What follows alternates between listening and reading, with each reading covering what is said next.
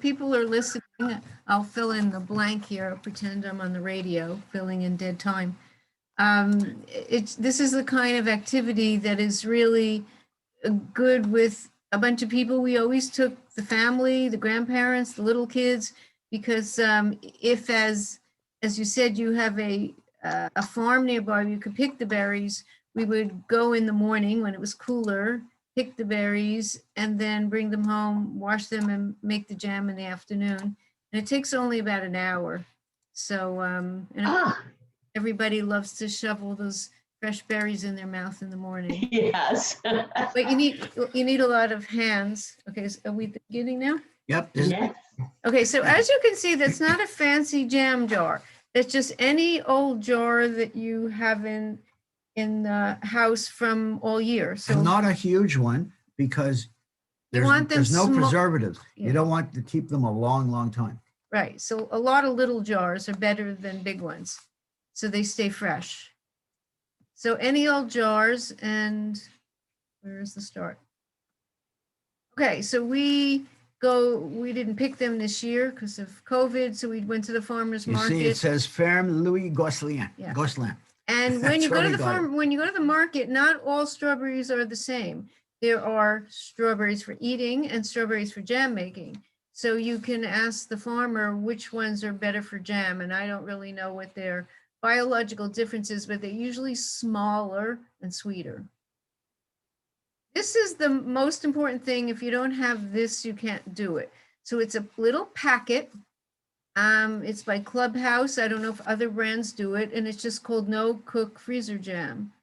Of course, en français, c'est confiture sans cuisson, but you'll probably just have it in English there. But this is the main ingredient of all jam. It's a small package, and in the back, on What's the it back called? of it, what? The name of the ingredient, the Clubhouse. no, that's the brand name. Okay, turn it over. In the back of it, it's a gelling powder, really.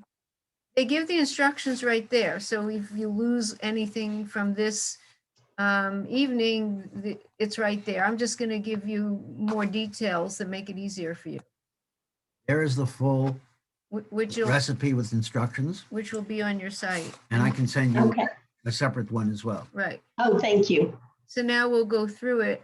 I don't, as you usually do, have everything set up at the beginning because we did this up north with an older couple. You can go to the next thing.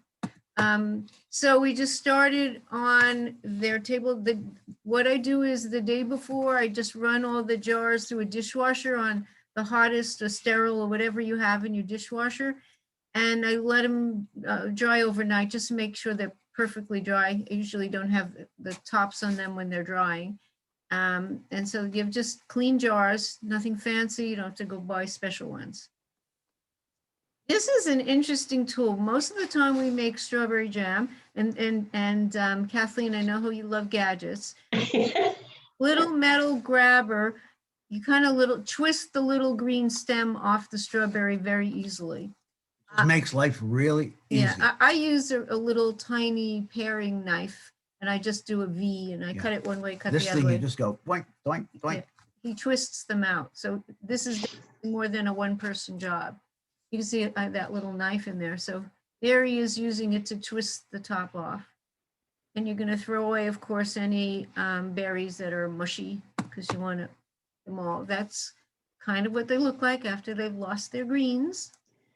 I forgot to say, when we came home, we did wash the berries and put them in a colander so they drip dried. Then after they're clean, you're going to put them in some sort of a food processor to chop them. This is what they look like after the chop. So you don't want to get a puree. You want to have a bit of, so when you spread it, you have nice little pieces Depends of how chunky pieces in the jam. we like Chunks. little chunks. And you need 4 cups of it in order to do the recipe. So the first thing you do, and this is what I also like about freezer jam, it doesn't have a lot of sugar in it. I remember making jams and I used an entire 2 kilo, what is that, 2 pound bag, 4 pound. 4 pound bag of sugar doing it. this only takes 1.5 cups of sugar to get 8 jars. It's really not. And it tastes better. Yeah, because it's not as sweet. It's more strawberry. That's the sugar in there. Sugar in the jam and the strawberries. And then the instruction is just gently stir the sugar. And then the most important part of this recipe is the counting of the minutes of each thing. So on the back, it's going to say, gently stir the sugar and let it sit for 15 minutes. So on the top, I put a timer as one of the things you absolutely need, because you're not cooking. This is really a chemistry experiment. So the timing, the seconds have to be right. Yeah. Because you want it to gel. Okay, and so then after the 15 minutes, oh, I think he's stirring it. Then we put in the gelling powder. So we're just going to mix it in gently, and then we're going to stir it for 3 minutes, and then let it sit for 5 minutes. So you're not doing a heck of a lot. And then after it sits, you stir it for a minute. Yeah, I just want to say, when we go picking and we come back and we do like 3 different batches of this, we have all the batches going at the same time. And I have. No, actually, we don't do it at the same time. We stagger them. Well, because you can't possibly mix every single one at the same time. But I end up having 8 different timers going at all at the same time. I have on my phone, I have this multi-timer thing. Yeah, we generally do about 2 batches at once. This was just 1 batch. Okay, so that was it. That was really the hard part. You've done it. So now we're going to just pour the jam into the jars. And this funnel is the key to getting it in without spilling it all over the table. And as you can see, there's newspaper underneath the jars. That's just to save you a really messy cleanup later. And I don't put the covers at the bottom as she had them on the bottom, because then the covers just get all full of jam. I just keep them separate. So when you pour them in and you use that funnel, they go perfectly into the jars.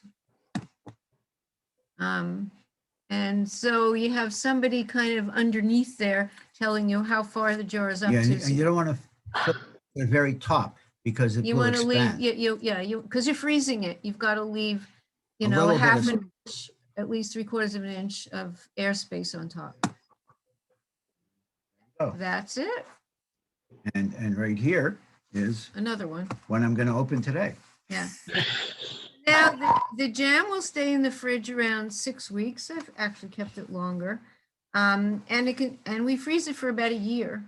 So you just put it right into the freezer and take them out as you need them. The whole process only takes about an hour. From the washing, right through to pouring it into the jars. Sandra, when I come to Montreal, I'll bring Ollie and we'll have fresh hot bread to go with the jam. That's perfect. That's absolutely perfect. Yes. Yeah, I use the jam for all sorts of things. I mean, yes, we'll sometimes, so you've seen me make the cheesecake. Sometimes people will put the jam on the cheesecake. Stan will put it on his French toast. So, yeah. So we use it's also great on pancakes. Yeah. Does it need to go through the freezer or processed before you use it, or just being refrigerated? You can keep one out and just use it and put them. Okay. You can use it immediately. As soon as you finish it, you could eat it. And okay. We end up licking all the stuff. You don't say you. I. Yeah. I know. I was actually thinking about Charlene's Ollie and Lanny's bread. I still have a 5-pound thing of flour ready to go for Lanny's recipe, and I just, I haven't done it yet.